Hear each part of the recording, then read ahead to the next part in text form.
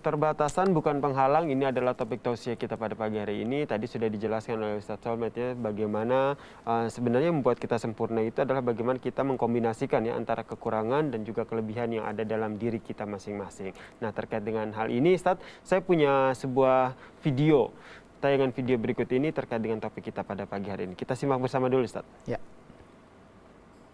Duta Besar Uni Emirat Arab untuk Indonesia dan ASEAN Muhammad Abdullah Al-Feli hadir untuk memberikan semangat di hadapan 68 atlet pelatnas Soina di Universitas Negeri Jakarta Rawamangun, Jakarta Timur, Selasa siang.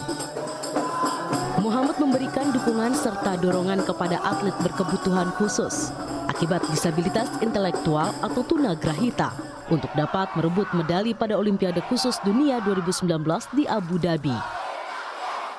Sebelumnya, Indonesia berhasil memboyong 19 medali emas di tahun 2015. Indonesia akan menurunkan atletnya pada 11 cabang olahraga dengan 31 number of event.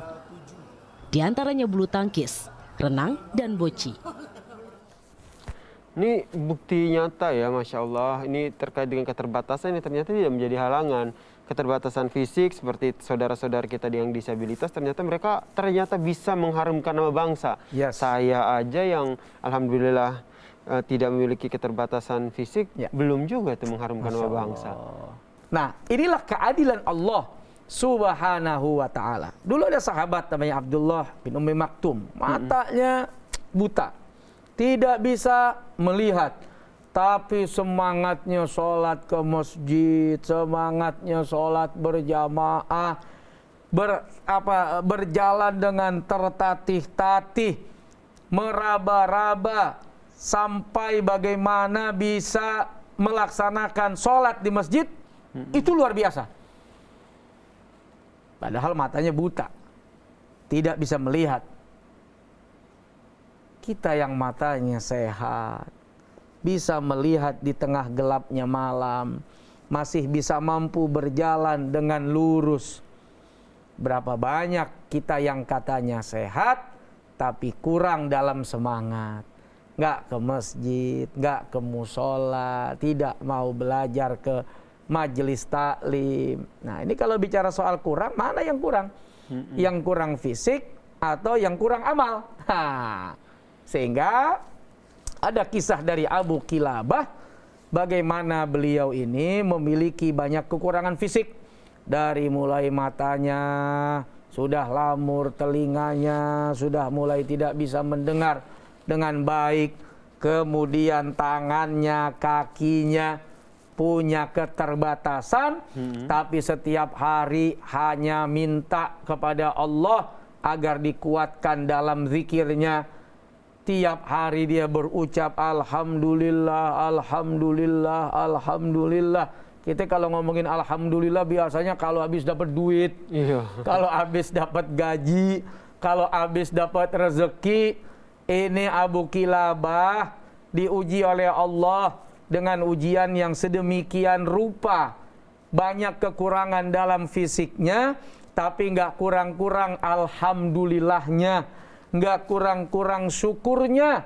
Sampai ada seseorang mendengar nih orang alhamdulillah aja, dapat apa sih dia? Nikmat banget mengucap alhamdulillahnya. Begitu dilihat nggak taunya fisiknya terbatas semua. Kok bisa masih nyebut alhamdulillah? Jawaban Abu Kilabah, karena masih mampu menyebut Allah, masih mampu mengingat Allah, masih mampu berzikir kepada Allah.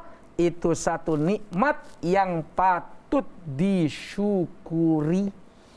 Berapa banyak orang yang bergelimang harta, berapa banyak orang yang fisiknya menawan, cantik jelita, tampan rupawan, harta berlimpah, jabatan tinggi, tapi hampir tiap hari lupa mengucap alhamdulillah. Banyak orang makan ingat doa, bismillahirrahmanirrahim, Allahumma barik lana fima razaqtana wa qina adzabannar. Makan, habis makan ngobrol, lupa dia alhamdulillah. Mulainya ingat, tapi dapat nikmat kenyangnya lupa. Bayangkan, apalagi dikasih sakit buat ngucap alhamdulillah, apalagi dikasih keterbatasan fisik untuk mensyukuri nikmat itu, dikasih nikmat kenyang, dikasih nikmat lidah berasa, dikasih nikmat mencium aroma yang lezat saja, banyak orang yang lupa mengucap alhamdulillah. Nah, orang-orang yang dalam keterbatasan masih mengingat Allah, ini sebetulnya orang yang sukses, Kak Yasir. Ini sebetulnya orang yang sempurna. Karena Di mereka sisi bisa Allah. memanfaatkan keterbatasan itu ya. Apalagi keterbatasan itu dia manfaatkan untuk kebaikan dan kemaslahatan. Jadi cambuk nih buat kita nih, yang katanya sempurna fisiknya, yang katanya bagus, rupawan, cakep, bedaknya mahal, matanya melek, tapi kita kalah sama yang matanya nggak bisa lihat dalam bacaan Qur'annya, dalam menghafal Qur'annya. Masya Allah. Itu yang sebenarnya harus sama-sama kita pahami ya, dalam artian bagaimana memanfaatkan karunia dari Allah yang dianggap bahwa kita ini sempurna, jangan sampai kita itu kalah dengan yang mereka yang memiliki keterbatasan fisik ya. Betul, Kak Yasir. Memotivasi diri kita itu seperti apa? Kadang-kadang kan kita merasa bahwa udah sempurna nih, ya udahlah, nikmatin aja, jalanin aja. Padahal kita lupa bahwa ada hal yang lebih baik kita lakukan, apalagi untuk bermanfaat untuk orang lain. Nah, kita ini kan kadang-kadang ngebandingin perkara buruk itu kepada orang yang lebih tinggi keburukannya. Tapi ngebandingin ibadah kepada yang lebih rendah ibadahnya. Gue sih masih bagus. Sholat sehari 2 kali. Lu nggak sholat sama sekali. Nah itu sering terjadi tuh ya. Itu yang harus benar-benar sama-sama kita hindari deh. Harusnya lihat orang-orang begitu nih. Lihat orang-orang yang katanya kurang dalam segi fisik, itu jadi motivasi. Ya Allah, kalau dia yang kurang dalam segi fisik aja, sholatnya rajin, ke masjidnya rajin, baca Qur'annya rajin, kok saya tidak ya? Kok bisa ya? Dia yang kata orang miskin, duitnya pas-pasan, duitnya mungkin banyak kurangnya dari kebutuhannya, tapi buat derma luar biasa ya, ngebaginya luar biasa, masih mau berbagi kepada orang lain. Kok saya yang kaya, yang duit banyak, kok kalah sama dia? Lah mestinya begitu dong. Betul. Sehingga apa yang Allah sajikan dalam keterbatasan makhluknya di dunia ini mampu ditarik satu pelajaran bahwa ini adalah ibrah, cambuk bagi kita. Masya Allah.